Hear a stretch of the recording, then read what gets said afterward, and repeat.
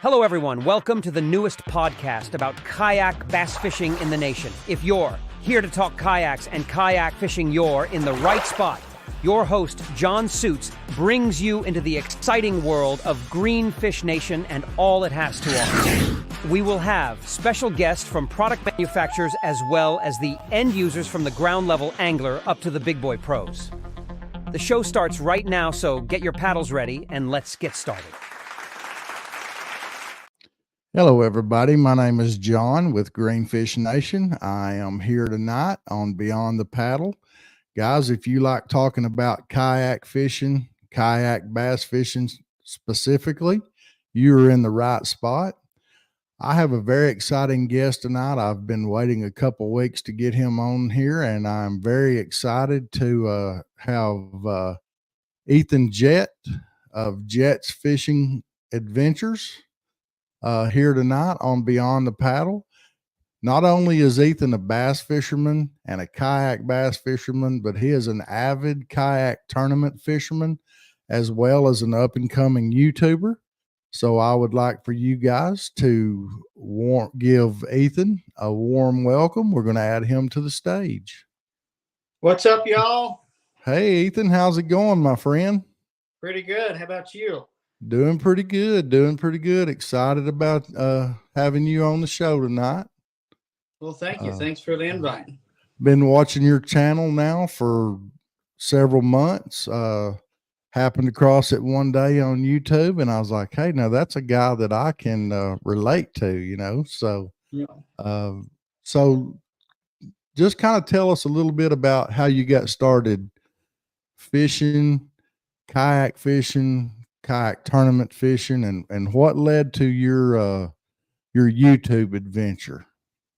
So, like most people, my dad introduced me to fishing when I was young, and but he mainly just kind of crappie fished. Me and my grandpa would go, and we fished up until I was about 5, and my grandpa, Pop, sadly passed away, and so we kind of stopped fishing until I was probably 14, 15, 16 years old, really, when I started being able to drive myself.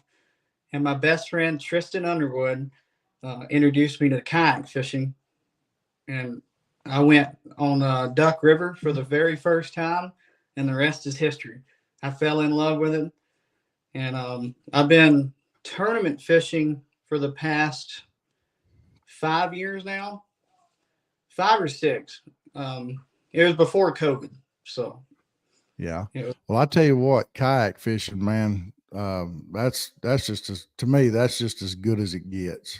Yeah, you can get into what I like about kayak fishing so much more is you can get into places that boats can't get into, and then not to mention you can even go saltwater fishing. You know, you can't take a bass boat saltwater fishing. So I've done it all in these short few years that I've actually been doing it. I've been very I watched your saltwater fishing video. I don't know, it's a month or so ago, and that's pretty cool out there chasing those saltwater fish. Yeah, I had a lot of people, a lot of my family members call me crazy for going out in the ocean. And yeah, you know, which I live here in Texas. And we have, you know, a coastal area. Of course, I live about 6 hours from it, but occasionally I'll go to the coast, and you know, there's a lot of guys that are out there on kayaks, especially you know, like around Corpus Christi, on down, you know, Padre Island, all down in that area. Those guys are out there, you know, in those kayaks all the time. And I haven't been in the salt water in my kayaks, but I have been in my big boat years ago. And you know, the thing I liked about saltwater fishing is you never know what you're going to catch. Yeah, exactly. If you watched my video, we originally went out to catch redfish. That was one of my bucket list fish. Mm-hmm. And I ended up catching redfish, flounder, what is that other? Sheephead, and we Yeah. were trying to catch a trout. We were trying to get a grand slam, but sadly we couldn't get one. Yeah. Yeah. You just never know with the, with the salt water. But Yeah. so what all series do you fish for your tournament series? I know you said you fished Tennessee Kayak Bass Tennessee Nation. Bass Nation. Yeah. Okay. So when I first started fishing, I started out with my local tournament trail, which is Kayak Bass Fishing Tennessee. We're a cast organization. Tennessee has probably the best organization for kayak fishing, and we have 12 clubs in the whole state that you fish with, and then at the end of the year we have a championship. So I started off with cast, KBFTN, and then I jumped up to Tennessee Bass Nation, and I'm actually the 2023 state champion. I seen that. That's pretty awesome. Congratulations on that. Well, thank you. We fished down on Gunnersville, and I love Gville. I love it. Some big fish, and it's just a fun place to fish. If you like grass, it's awesome. It's awesome, huh? Yeah. And then, so that was about 4 years ago. I was fishing with Tennessee Bass Nation. 2 years ago, I stepped up to the National Trail, and I started fishing Hobie BOS, and I fished a few Bassmaster. Yeah. Yes. So how are those going for you? That's a little stiffer competition sometimes, isn't it? Yeah. Well, the first year I fished Hobie BOS, I actually finished second place at Chickamauga. And that was that's my highest finish in Hobie. And that qualified me for the TOC Tournament of Champions. Yeah. That was a cool experience. I totally bombed the tournament. It was on it's a lake in Louisiana. Caddo Lake. Yeah. Yeah. That's where our national championship's going to be at this year in October. Okay. So, yeah, that's exactly when it was. No, it was in November that we were fishing. It was the opening day of duck season. Oh, wow. That's always nice, ain't it? Yeah. And those Louisiana boys, they take their duck hunting seriously. Yep. And that was interesting. That was very interesting. And, I went out there this past year on opening weekend, and it was raining steel shot pretty regularly. Yeah. Keeps you on your toes, I tell you that. It does. It does.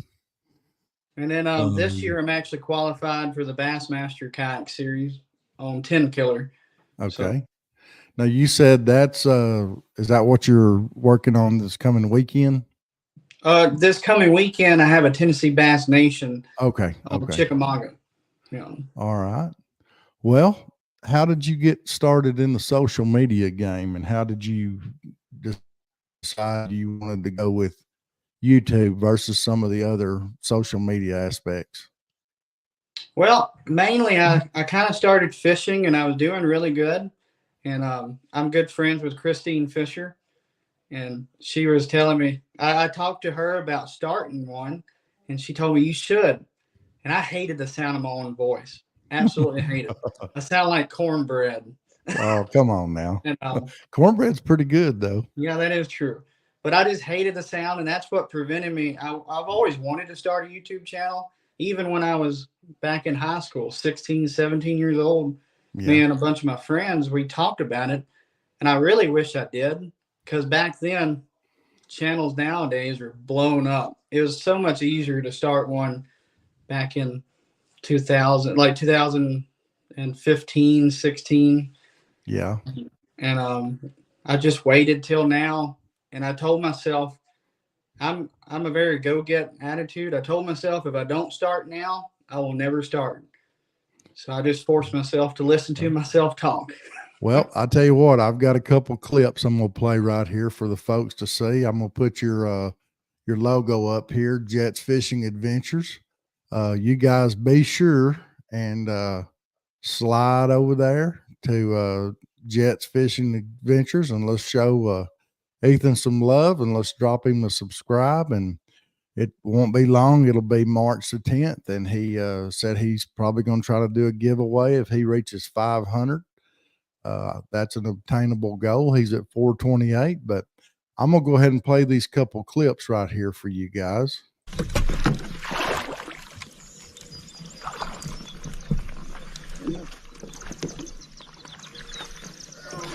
baby.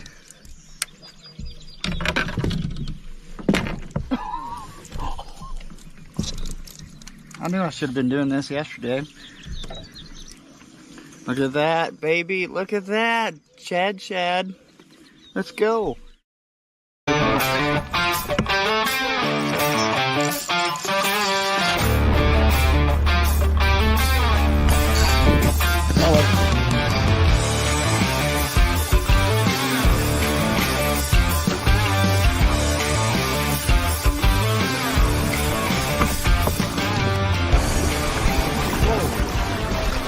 What's up, guys? Thanks for tuning in to a new video of Jett's Fishing Adventures, and Happy New Year's. It's 2024. So with that, I put together a little video showing my best moments of 2023. I really hope you enjoy. Guys, I'll tell you what, if you watch those two clips and it doesn't make you want to get out on the kayak and go do some bass fishing and get involved in tournament bass fishing and even start your own YouTube channel, I think your wood might be wet. You might want to check that out, because that just gets my blood flowing right there. It makes me want to be out on the water, filming myself. I like that, Ethan. That's some good stuff right there. And you got lots of it on your channel. Thank you. I said, I've been watching you for a while, and you seem like a country boy I can relate to, you know. Yes, sir. Yeah. It's not a bunch of hype and hoopla. It's what fishing is really like, and that's one thing that I do enjoy about your channel specifically. Well, thank you. That was ultimately my goal. You know, you watch Bill Dance or any of the big time people, and they just show catching. And I remember watching an old episode where it was behind the scenes, and he was saying it takes weeks to make a video. Yeah. And I wanted, my goal for the channel was to show the successes, but then also the failures of the tournament scene. I've gone a lot of tournaments and did not catch a fish. Yeah. And it is kind of hard to edit the video, and y'all probably don't like watching it, but I want to show the struggle too, but then also the success. Yeah. I think a lot of YouTubers, they lack that ambition. You're probably like I am. I've had my YouTube channel now for just a little bit over 2 years. I've got like 730 subscribers, but I haven't tried to see what's the right word. I haven't tried to put up a smoke screen. If I go out and catch 2 or 3 fish, then I do a little short video. If I go out and catch 25 or 30, my video will be a little bit longer. But I want people to know that I'm real. You know, I'm not up on a pedestal, or, you know, I don't take 2 or 3 days to film a video. I go out and, you know, I might film for 4 or 5 hours to make a 15 or 20-minute video. And basically I'm showing the highlights of my day, you know, is the way I look at it. If there are no highlights, then I try to do something to keep my viewers engaged, you know? Yeah, exactly. That's the same I do. I'll try to do like a little tip during the video, or show you what I'm throwing. Yeah. So, man, I tell you what, have you tinkered around with many of the other platforms? I know I've talked to Christine, and, you know, she does pretty much YouTube, but I know she does some Facebook stuff as well. I've started doing a lot of Facebook stuff myself. And, you know, it's nice to get a little check every once in a while for your efforts. It's, you know, you ain't going to go out and, you know, eat dinner on it much, not unless you eat cheap. But, you know, hey, it's, you know, it buys me some drinks and some snacks for when I go out kayak fishing. So have you tinkered with any others? I've used Facebook. Facebook was mainly my first platform I ever used and got big on. Sadly, last year in November, it actually got hacked and deleted. So I started all Yeah, I over. remember that. I remember Yeah. you sent me a message because I had just joined your Facebook group, and You then know, you sent me a message, said, "Hey, this is Ethan. My account got hacked and deleted. This is my yeah, new, my new yeah. thing." So I was like, I "All was right, mad. yeah." I was very Oh, I mad. know. I had over 2,000. I had Yeah, I over had the same 2,000. thing happen to me. Did I had over 2,000 followers, and it all vanished overnight. And Yeah, it was during a tournament too, and that's what I didn't let it get to me. I'm a yeah, big advocate for PMA, positive mental attitude. absolutely. G Man, he's one of my Yeah, favorite Elite Series anglers, and I try to stay positive. But when that happened, it was tough. yeah, yeah. It is, but thank you. My wife brought me something to drink. That was sweet of her. Yeah, social media is kind of a necessary evil, in my opinion. It's all the sponsorships, they want you to have a media presence, and unfortunately we have to deal with hackers that wanted to destroy people's life for some Absolutely. reason. So Yep. I don't know why they do it, but they do. But we were talking about TikTok earlier. You've been TikToking a little bit. yeah, and you can find me on TikTok at Ethan underscore Jett underscore fishing, Okay. and or actually it's Jett's Fishing Adventures on YouTube, on TikTok also. That's my Okay. main. Yeah. So And you do YouTube, Facebook, TikTok. Do you do Twitter or Instagram? I do not use Twitter, but I do have Instagram. Yeah. Facebook and Instagram was my two biggest. Yeah. Yeah. I've got Facebook, Instagram, and I have Twitter, but man, I just I don't really see a big advantage to it, really, just to be honest with you. It's just Yeah, there's not doesn't a fit our it doesn't fit our genre, you know what I yeah, mean? that's what I was going to say. It don't have a huge fishing following yet. I do have a Twitter, just a personal Twitter that I watch some political stuff on. So Yeah. Yeah. that's as far as I use Twitter. Yeah. So I'm not sure who this is, but it's Bass Fishing 336 because I'd like to learn more about making money on different social media platforms. Every one of them's got they got qualifications that you have to meet, and you have to make sure you don't put something up there that's not, you know, against their community standards, and which sometimes I understand, sometimes I don't, because some of the things up there that get flagged, is, and then I look and there's some half naked woman on there, but I said something about hunting or whatever, then my comments flagged. But that's just part of the world that we live in, I guess. So, well, how do you go about preparing for a tournament, Ethan? What's your So what's your the your gig?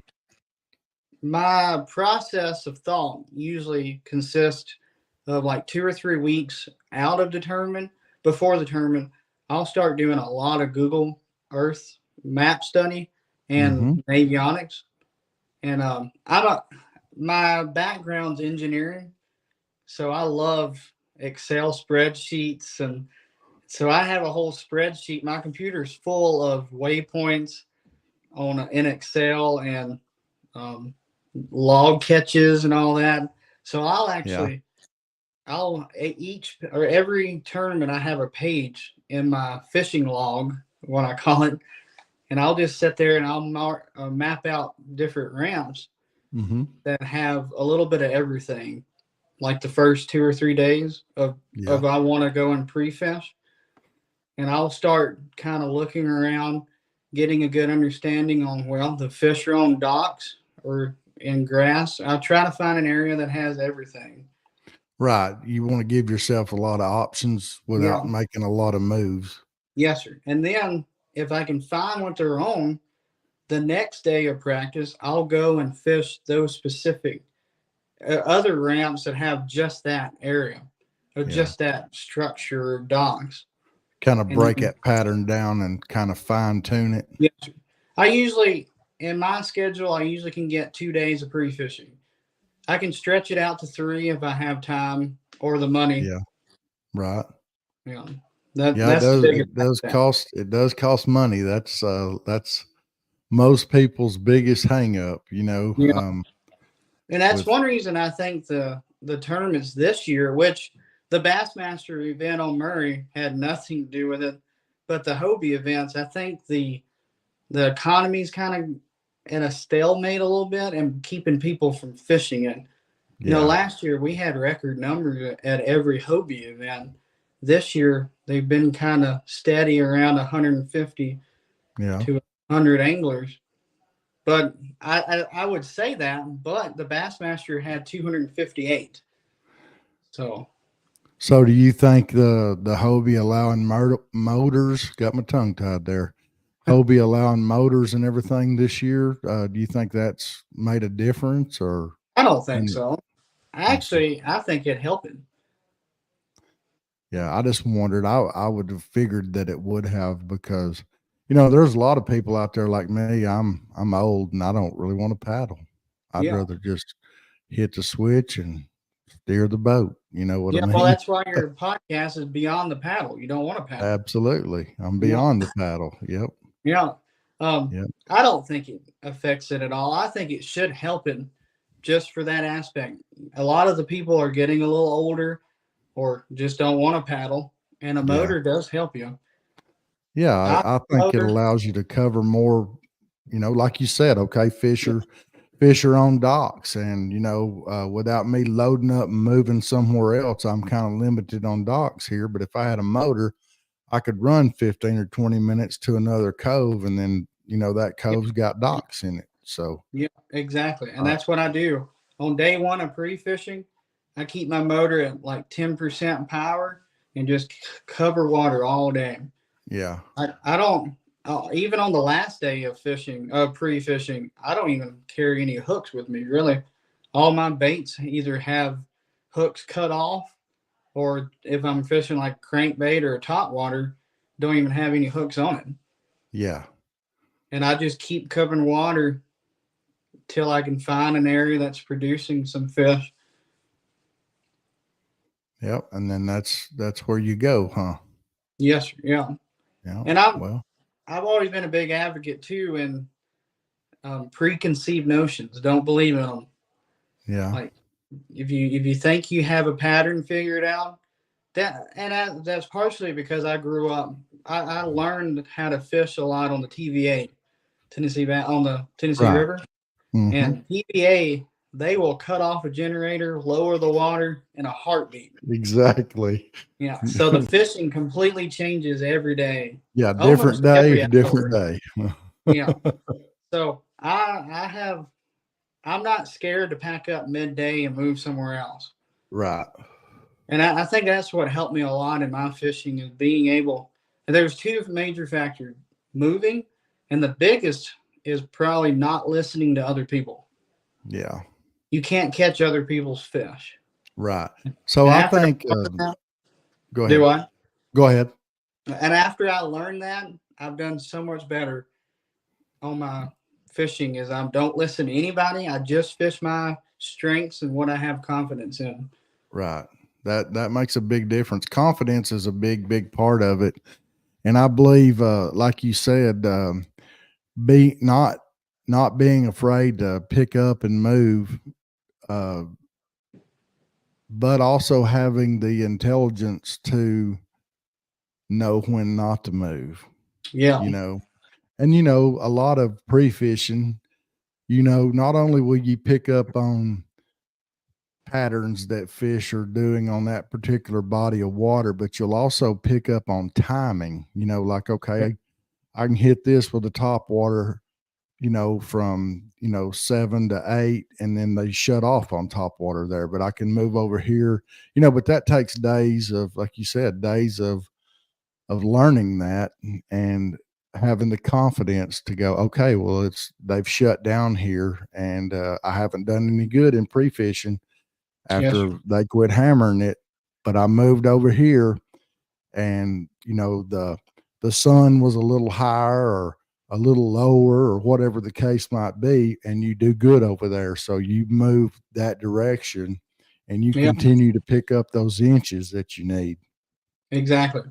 I had a really good example of that in the Hobie tournament that I won second place on Chickamauga 2 years ago. Um, the area that I was fishing was a very popular area, and I almost didn't go there and practice just because I wanted to avoid that area. Because if you do any research on Chickamauga, you know exactly what ramp I went to. And I was kind of scared that people that don't know the area very well, they were just, oh, well, I'll just go to this round. But thankfully, there was not a lot of people there. So I didn't listen to my gut about, actually, my gut told me to go there because everybody else wouldn't want to go there Yeah, because they think everybody would be there. But right. anyway, um, I actually fished in an area and I got in there late on the pre fishing day and I noticed there was some activity on top. It was a bluegill spawn. So the fish were chasing the bluegill. Well, at 10 o'clock, it just died. Well, you couldn't get a bite. So I noticed that. And in the tournament, I went in there and I had 90 something inches in the first 30 minutes fishing that on a popper. Yeah, And the fish was hitting those bluegill. I would see bluegill jump out of the water and I'd see a wake behind them. right. But about 10 o'clock, once that sun got high, that bite would just die off. Just die off. And then that's why I would move out of that area and I'd hit docks because the shade on the docks and the fish would position back up under them. And so I ended up catching a bunch like that. Yeah, that's. I mean, like I said, that's listening to your gut and Yeah. experience, and knowing about the timing, on what needs to be done, and adjustments, making adjustments. And time of year has a lot to do with it too. Oh yeah, yeah. Moon phase has a lot to do with it too. Yeah. Those bluegill are just like bass. They're going to spawn. They're going to start moving up a few days, 2 or 3 days before the moon's full. They're going to spawn and they're going to hang around for 2 or 3 days, and then they're kind of back out to that first structure or first break. Yeah. They're Yeah. just they don't want to move a whole lot. They just want to be handy. You know what I mean? They just try to keep things moving. And I think a lot of people, they don't think about that. You know what I mean? They think about, Yes. well, I done good here last time. Well, why am I not doing good today? Well, you got to be a smart fisherman, and I'm not just talking about smart on the water. You gotta look at all the different things.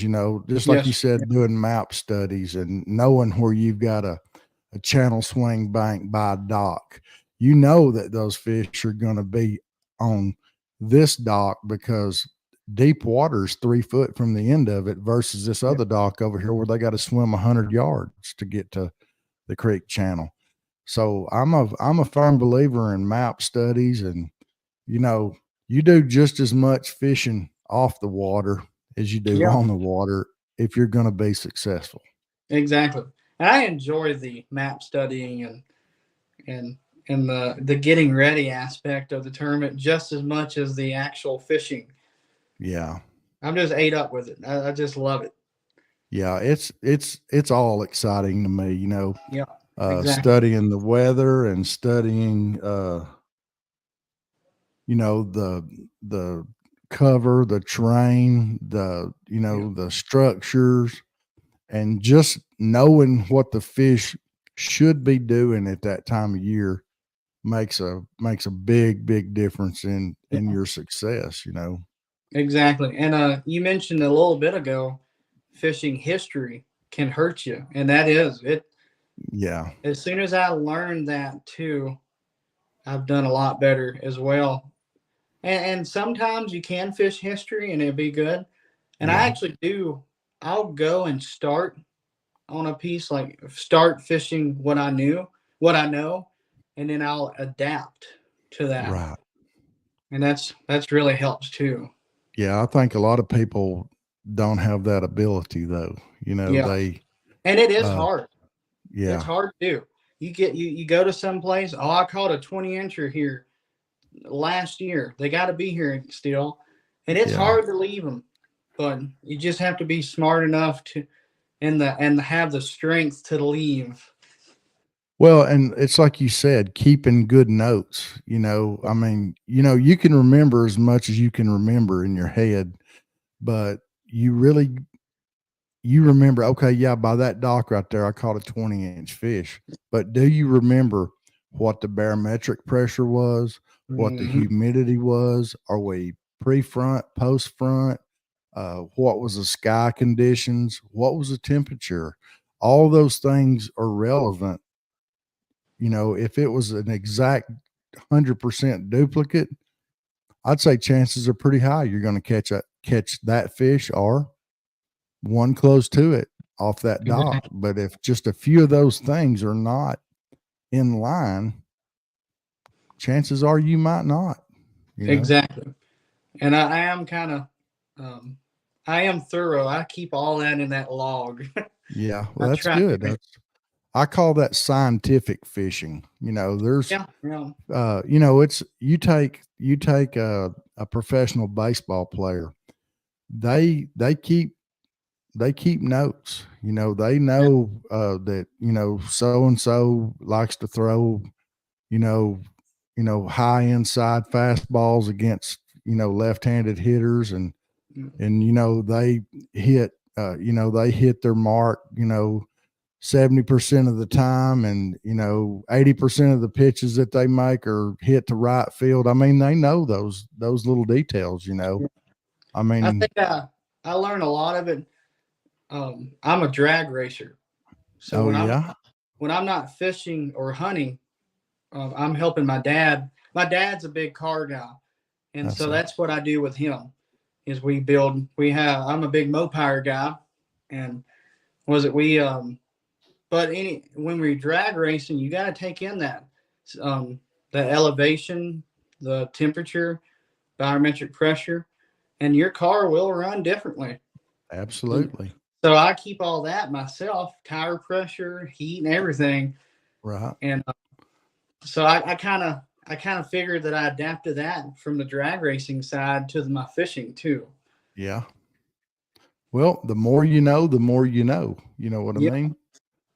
Uh, and I mean, I know a lot of guys that think that way, and they're very successful. Some of them are in the kayak series stuff. Some of them are just on the Thursday nighters, that fish the local derbies, and they're putting up 25-pound bags in these local derbies, and people are like, well, they're cheating. I'm like, no, they're really not cheating.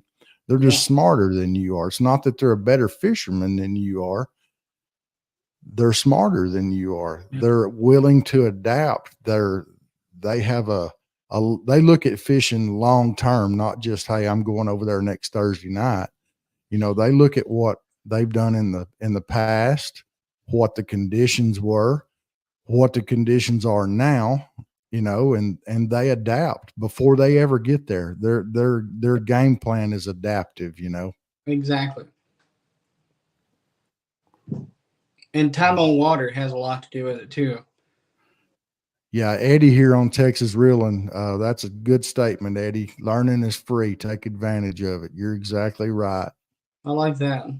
Yes, and time on the water, time spent on the water is never wasted. In Yeah, my book, yeah, you can go out and you can fish all day, and you cannot catch a fish. And if you don't learn something that day, that's your own fault. yeah, It's yeah. it's all You so. you will never learn everything in fishing, and that's Oh one of yeah, the things I love about it. yeah. It's always a challenge. Even the pros, even the elite series, every time they go out on the water, they're learning something. Yeah, absolutely. And they're adaptive. Speaking of that, I live here at Lake Fork, and Oh, we have the elites here this weekend. Bassmaster Elite Tournament Series is here on Lake Fork Friday and Saturday and Sun. Actually, I think it's Thursday, Friday, Saturday, Sunday. yeah. But anyway, that'll be exciting. It's always a good time, and there's always lots of big fish caught Yes. on that. But well, Ethan, do you have anything you want to talk about yourself personally, or have any questions or anything for me? Well, one thing I like to teach on my YouTube channel, I've already mentioned it, positive mental attitude. That in a fishing aspect is a huge ordeal. Just being confident and being positive can turn your whole day around. I'll give Absolutely. I'll give you an example. The day two of the Tennessee Bass Nation Championship on Gunnersville, I was having a tough morning. I got there. Somebody was fishing close to me that said they were not going to fish close to me. And that kind of got in my head a little bit. He didn't do very well on day one, and I was sitting in third place. And so I was kind of got to let that get to me. And oh, there it goes. I had a phone call. Oh, was it but that I kind of let that get to me, and then I was sitting there. I missed a couple of fish, and I was getting frustrated. And one of my friends went by me, and she was actually taking pictures of all of us with a big, Hmm. nice camera. And she's like, "You're having a tough day?" And I said, "Yeah." She's like, "Well, I have full faith in you starting to turn it around." And after that, I sat there and I took a moment and I prayed to God. And I took a cast right after that and caught a 20 incher. That's awesome. I can And just about tell you who that friend was.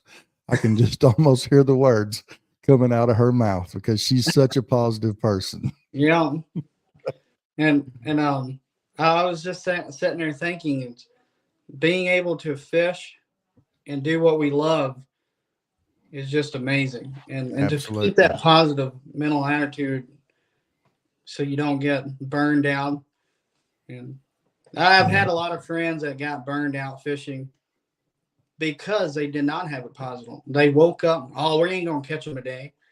It's like just be positive. And I always, even if it was gonna be the worst day, I always come off smiling because Yep. we are not promised every day. And it's just nice to be out there in God's creation. Absolutely. I agree with you 100%. Like I said, I look at it like this. If it's not a day of catching lots of fish, if I just caught one and Yeah. I can pick up something and learn from that, then I feel like it was a day well spent. It's like, so I'm a paramedic for a living. That's what I Oh, do full time. So if I go to a class and where it's a seminar or like a continuing education class or something, if I spend all day there and I learn one thing that will help me in patient care or whatever, I feel like my time was well spent. yeah. Sometimes I pick up lots of things, but it's like you were talking about being a drag racer. I used to be a professional dog trainer, Oh, yeah. and I trained field trial and hunt test retrievers. And one time I had an opportunity to go to work for the gentleman. His name was Jim Gagne. He'd won the national championship 15 times in his life. That Wow. was two times plus two more than anybody in history. Wow. Had an opportunity to go to work for him. Well, it's kind of ironic you mentioned drag racing because this man was at the top of his game in the dog world. But where his heart lied was he had I think it was a 64 Ford Fairlane big block factory drag car. And he Nice. also had a 65 factory drag car. It was a small block, Hmm. but that was his passion, was drag racing. And he told me something I'll never forget. And this goes to show you about uh, your attitude. He said it's better to be a racer for a day than a spectator for life. So Yeah. it's kind of like what you're talking about your YouTube channel as well. You didn't like to hear your voice, but you stepped out on that limb anyway. And it's better to be a racer for a day than a spectator for life. I can hear Jim say that. He was a real quiet man, and he didn't say a lot, but he was one of those men that when he said something, it was usually pretty informative and probably something that you needed to listen to. Yeah. Uh, That's one thing I miss so much about my grandpa's generation that has all passed away. I used to mhm. go with him every Saturday morning to the breakfast shop, and just listening to their knowledge was Yeah, just is crazy. yeah.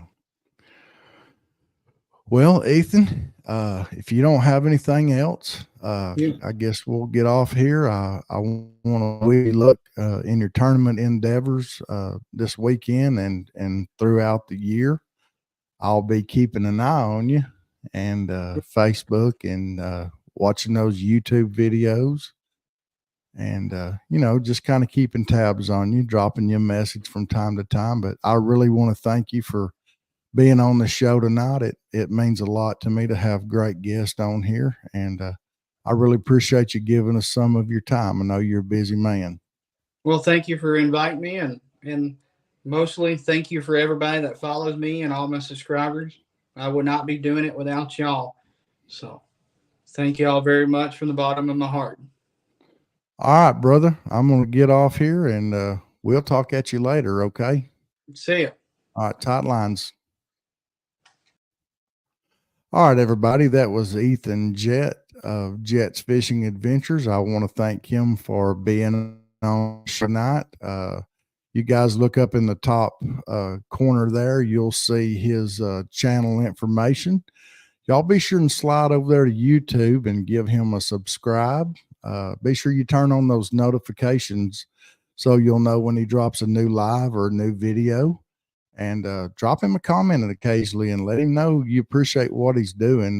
These guys that do these YouTube videos, especially the fishermen, they put a lot of work into this, and it's nice every once in a while to get a comment that says, "Hey, you're doing a great job. I like that video," or "I liked a certain aspect of it," or whatever. So I know I always enjoy that.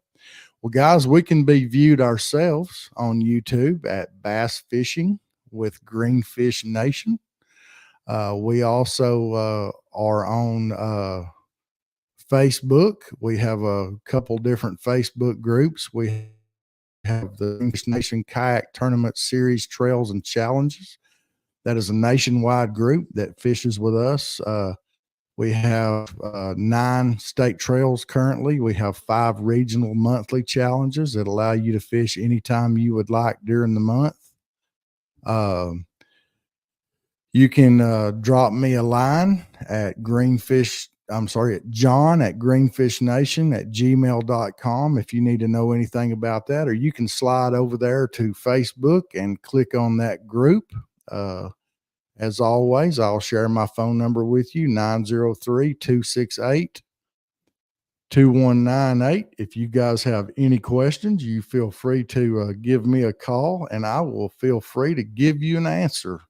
So thank you guys again for joining us here on Beyond the Paddle. And I want to wish all you guys out there tight lines, guys. Thank you again for joining our podcast. We appreciate your continued support. Don't forget to subscribe to us on YouTube at Bass Fishing with Greenfish Nation. Check us out on Facebook at the group Greenfish Nation Kayak Tournament Series Trails and Challenges. We can also be found on Twitter, Instagram, and TikTok under the handle Greenfish Nation. Thanks again, and until next time, I'm John, and I want to wish you tight lines, guys.